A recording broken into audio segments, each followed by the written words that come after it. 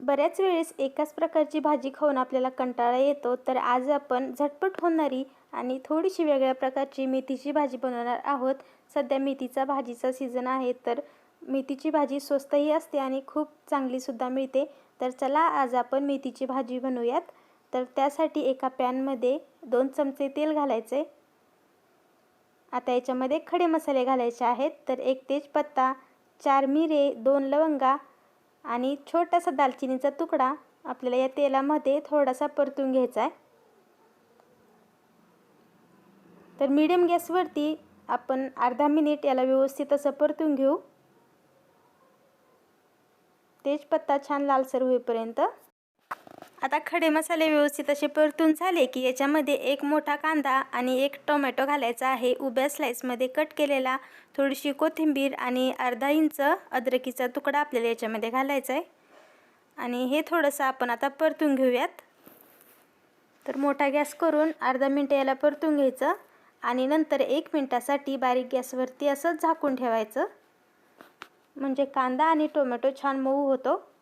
तर पहा 1 मिनिटानंतर आता छान असं हे परतलं गेलेलं आहे आणि त्यातील टोमॅटोसुद्धा छान शिजला आहे. तर थोडंसं मिक्स करून घेऊ ह्याला. आता हे सर्व छान परतलेलं आहे, तर आपल्याला गॅस बंद करून घ्यायचा आहे. तर पहा मी गॅस बंद करून घेतला. आता हे थोडंसं थंड झालं की एका मिक्सरच्या भांड्यामध्ये टाकायचे आणि थोडंसं पाणी घालून आपल्याला याची छान अशी पेस्ट तयार करून घ्यायची आहे. तर पहा आता छान मी याला बारीक दळून घेतलेलं आहे पाण्याचा वापर करून आणि मस्त असं आता हे आपलं वाटण तयार आहे. तर आपल्याला काय करायचं आहे, एक भांडं घ्यायचं आहे आणि त्याच्यामध्ये कुठल्याही प्रकारची एक चाळणी ठेवायची आणि आपण तयार केलेलं वाटण आपल्याला चाळून घ्यायचं आहे, ज्याच्यामुळे आपली भाजी खायला खूप स्मूथ अशी लागते. तर आता हे व्यवस्थित असं चाळून घ्यायचं आणि हा वरचा शिल्लक राहिलेला मसाला आपल्याला भाजीमध्ये नाही टाकायचा. तर आता आपलं वाटण पूर्णपणे तयार झालेलं आहे. त्याच पॅनमध्ये 1.5 पळी तेल घालायचं आहे.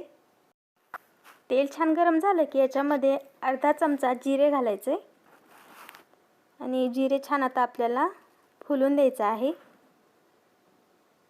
तर जिरे छान फुललेलं आहे. आता याच्यामध्ये घालायचं आहे बेसन पीठ. तर मी 1 चमचा बेसन पीठ घेतलेला आहे, हा छोटा चमचा आहे. पाव चमचा हळद, अर्धा चमचा लाल तिखट किंवा चवीनुसार,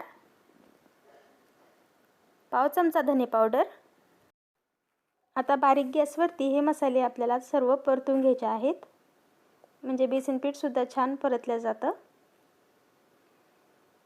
तर अर्धा मिनिट मी याला असंच बारीक गॅसवरती व्यवस्थित परतून घेते. अर्धा मिनिटानंतर आपण तयार केलेलं वाटण याच्यामध्ये घालायचे आणि छान याला असं मिक्स करून घ्यायचे. तर छान असा 1 मिनिटभरासाठी हा मसाला आपल्याला परतून घ्यायचा आहे मीडियम गॅसवरती. तर मस्त आता याला तेल सुटत आहे. आता याच्यामध्ये आपल्याला मेथीची भाजी घालायची आहे.